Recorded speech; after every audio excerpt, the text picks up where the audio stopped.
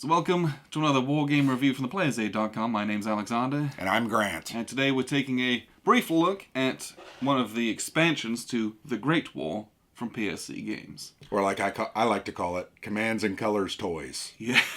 It's fantastic. It's fantastic.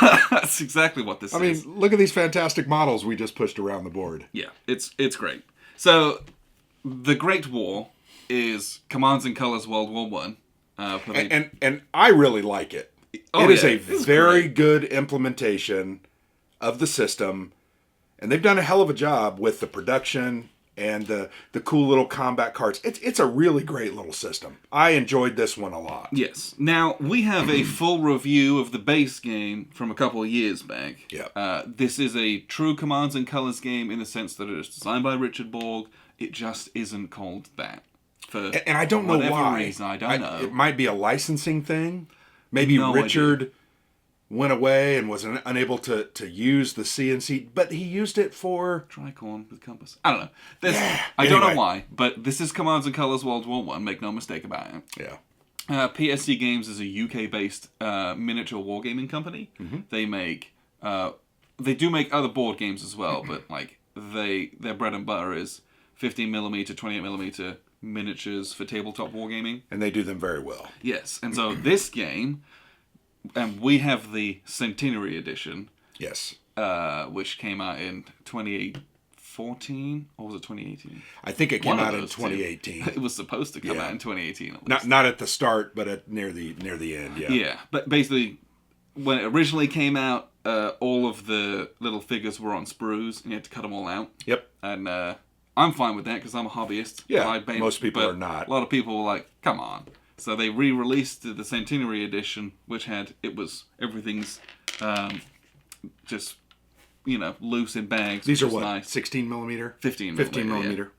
So, they're tiny. If you ever wanted to get into World War One wargaming, just buy this. It's great. It's so great.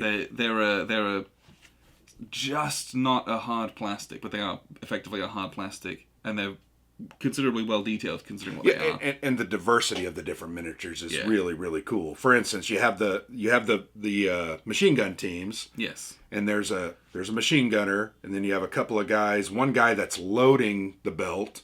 The other two are kind of carrying. Yes. It's very cool. Same thing with the mortars. You have a tube with two guys, and then you have a couple guys bringing mortar shells up. I just think it's very neat. And then I think the French Army expansion gives you the whole French Army, but you also get the extras in it as well. Yes. I believe, which has like grenadiers, Osttruppen, snipers, I think, flamethrowers, like a whole bunch of other cool stuff as well. Yeah. So now today we played the tank expansion.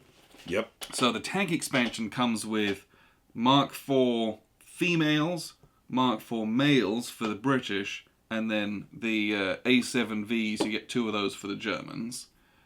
There is also on top of that a separate little box that has 3 little Whippet tanks. Yep. Which we also played with. Yeah, this scenario was very cool because it used everything. Yeah. And I liked that. And we kind of chose... I wanted to see what that was like. Yeah. So the tank expansion, which is a big box, has all that stuff in it. It also comes with 2 sprues of field artillery, which those are on sprues. You do have to cut them out and glue them together. Yeah.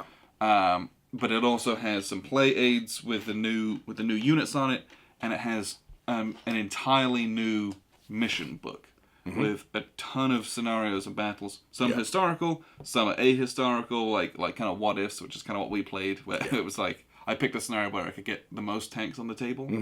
And it's one of the few where there's tanks on both sides. Yeah. And just because I wanted to stress test it in a way. Yeah. Is tank-on-tank action interesting? Man. It's brutal. Yeah.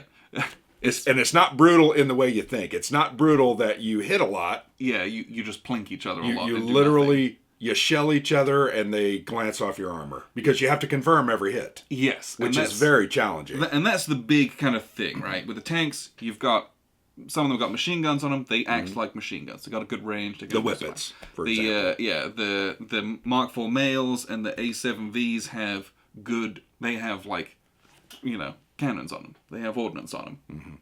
And because of that, they hit with those deadly die. Yeah, within range 1 and 2, they can hit 2 out of 6 times, or 1 in 3 instead of 1 in 6. So, they're a bit more powerful in that way.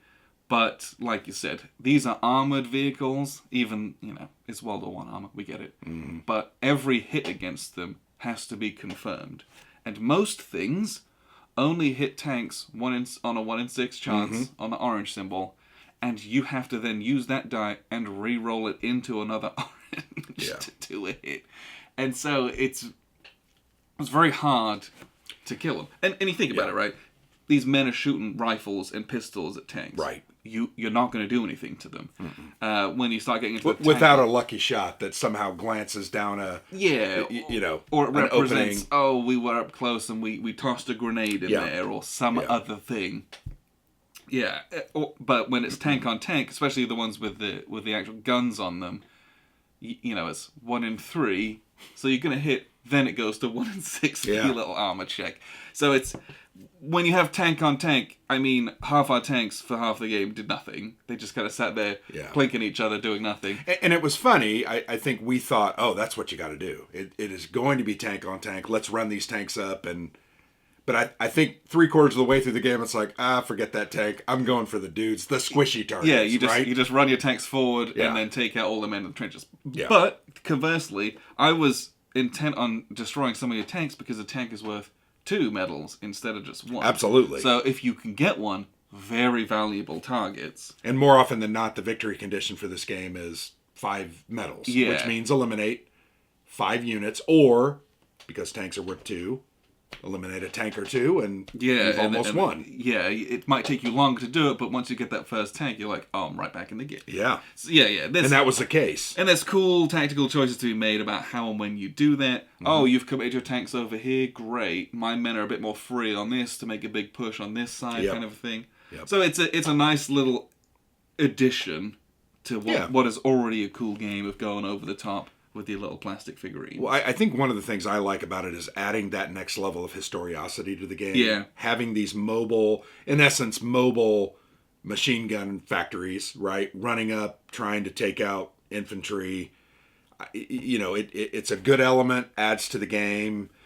And also the field artillery, while we didn't use them. No, they have a very long range. Yeah. And you can kind of target a lot of things. But we did have our offboard artillery that we used quite a bit. I think this game represents very well the concept of the Great War, the way it was fought, how it kind of turned out. And there's even not a lot of progress. With our guys, it's like you're kind of trying to run up very cautiously. You don't want to be out in the open. No. Yeah. You want to use the terrain. You want to, and it can make it very slow going. Yeah, it's very World War I in that sense, right? This is a commands and colors game, so you're going to take that for what it is, right? Because you can only activate your guys with the right cards. It's still there, but, there's still little elements in it where no man's land, especially in these late war games with tanks, because you're not shelling the ground beforehand. Yeah. You ignore that phase, because your tanks are just not going to make any progress. Yep. So that wasn't done, so you're just running your dudes across open ground. And so your machine gun nests defensively are even more important because they're just going to mow through those guys. So you're waiting, and you're waiting, and you're waiting, cycling through those cards till you get the little... I had the... what was it called? You had a couple good cards. Over the Top was one that you used. It was like Bugles and something or other. And it was... I'm waiting to get that card as an ancillary to my command card. And I just think that concept of... I don't know. In World War II games, you're just like, go, go, go, attack, attack, attack. Yeah. In these ones, it's plan, plan, plan, plan, plan, plan, wait. Go for it. Then you blow the whistle once you've got all your cards, all your ducks in a row kind of a thing. Yeah. And we get that from this. And you tie that in with the tanks because those are coming forwards, and that puts a lot of pressure on you as a defender to kind of get your stuff together, move your forces so you can get as many attacks on them as possible, basically. Yeah. I don't know, it's a really nice little tactical addition to the game. And that concept of the combat cards, we talked about it in the first review of the base game. It just adds another layer of interest to it because you're, just like you're saying, you're trying to line your cards up. You're trying to make, on this close combat card, I'm going to get an extra die and I'm going to hit on another symbol and So it's like you're trying to plan, and sometimes those plans get thrown right out the window. Yeah. You kind of bum rush me here on the left, and all of a sudden I'm like, oh crap, my guys got slaughtered because I had to retreat out of the trenches. Yep. Which was not good. And then you kind of picked me off, and ultimately I was left with not much going on over there. But it's interesting using those different resources, trying to plan your attacks. It feels very World War One. Yeah. Because you didn't just blow the whistle and run over top every single time, because you knew No Man's Land was not going to be successful. Total kill zone. Yeah. For both sides. Yeah. So you really are building your hand more than in other ones of these games, I feel. And consequently, I feel like these games are a little bit longer. Yes, I would agree. Yes. If I think back to all the different Commands and Colors games that we've played, I think the Great War is more of a slow burn, and I like it. It feels, to me, it feels appropriate. It feels interesting, and once again, creates another layer of tactical planning that is needed to be successful. Yeah, I think with those the combat tactics cards combined with the little HQ currency. Oh yeah, that's a very cool little system. You've got this whole, and it's more than the other titles in the series. It's easier, or there's more to building your hand. Kind of the other ones, it's like, I play a card because I have to, and then I get a card. This one, that extra layer really is significant. Yeah. And I just think, I think the tanks are just a nice addition on top of that. Yeah. To give you more things to think about and to play around with. And these are really solid models. I mean, yes. They look authentic.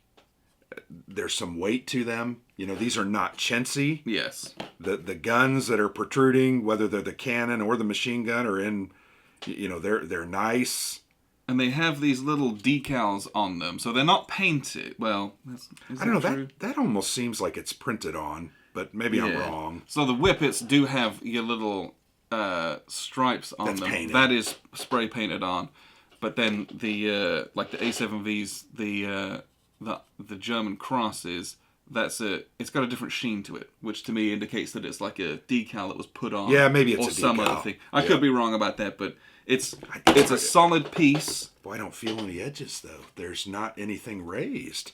Yeah, I don't know. Anyway, whatever it is, it's well made. Yep. They're chunky. You're not going to break any of them. They're not, and you don't have to put them together. They come pre-assembled, and they're like pre-colored. You just take it out of the box, put it on the table. It's good to go.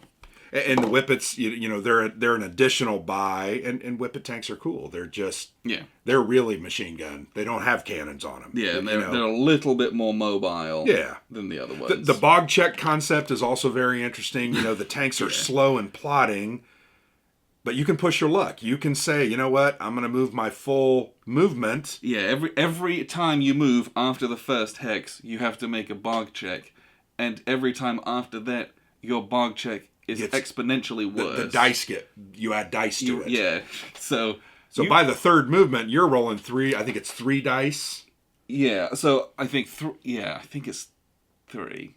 Maybe it's 2. It's every other hex you move, you add an extra die. And so you're like, oh sweet, I made it. But you push your luck further. Yeah. It's very much a push your luck game. And I got bogged down early, and that tank was kind of out of commission because you've got to get it unbogged. Yes, you have to roll an unbog check, which is fun. So that was an interesting concept. Once again, they just keep adding these little elements that make these games, they differentiate them, that they bring in different elements from the history and just make it more, I don't know, interesting. That's like, for instance, the French one as well. You've got those extra units. It just takes the history and expands upon it. I like that. Yes. So, this is the tank expansion for the Great War from PSC Games. Great addition to what is already an enjoyable World War I, fairly light tactical game. Doubt. Who doesn't want more? Who doesn't want cool toys on the table? Because it adds that little bling factor. And isn't that, as we were setting it up, that's all we were doing. We were kind of spinning the tanks around, looking at them, and checking them out. And maybe that's the little boy in us, but I think that's a little boy in a lot of people who play war games. Though, it's just a neat little element. Just add some depth, and you can touch them. Touch them and see them, and just interesting. Yeah, and seeing the colossal tanks in front of your little machine gun nest, you're like, that would have been terrifying. Yeah. That would have been that. Yeah, with this thing rolling up, it's like, we got to relocate. Okay, I'm not going to sit here any longer. But interesting experience. Love these games. I've always enjoyed Commands and Colors. I don't care which era it is, they're just interesting. Yeah, it's rare that we have a bad time with any of these. I mean, are these really deep games? They're Tactical they don't strategy. Pretend to be. They're not supposed to be. They're not pretentious. You've got a hand of cards, and you know what? If your cards suck, you're gonna suck. Yeah. And that's just the way it is. How many lefts did I have? I had a ton of lefts, and it's like I can't do anything over there. I had one unit. Why would I ever want to do anything over there? But that's just the way it works. You play your one center card to move units to the left, and then all of a sudden you stop drawing the left, and you're like, I hate myself. And that's the game part of it. It's part of it, but it replicates that command and confusion, battlefield, angst, and it's a light system. And if you don't like that kind of system, then don't play Commands and Colors. It's not for you. Yeah. I still argue play it because it's fun. Yes. But it's probably not for those that are really obsessed with control.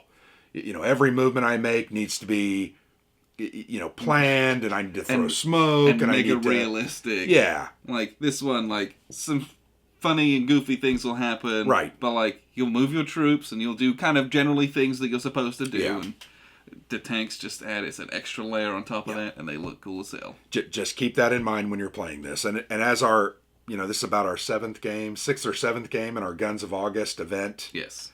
Which now has spread into September, by the way. And this one I just had a great time with. Yeah. I enjoyed it. It's hard not to like these games. So, Great War from PSC Games, tank expansion, big thumbs up. We do like. Yeah, if you like it, get it, because there's a ton of new scenarios. The book's probably over there. Like, it's a lot of scenarios. Like, it's more than 20, I think. Yeah, it's very worth it. It's very, very cool. So, check it out. Go get it if you're interested. Appreciate you guys tuning in. I've been Alexander for theplayersaid.com. And I'm Grant.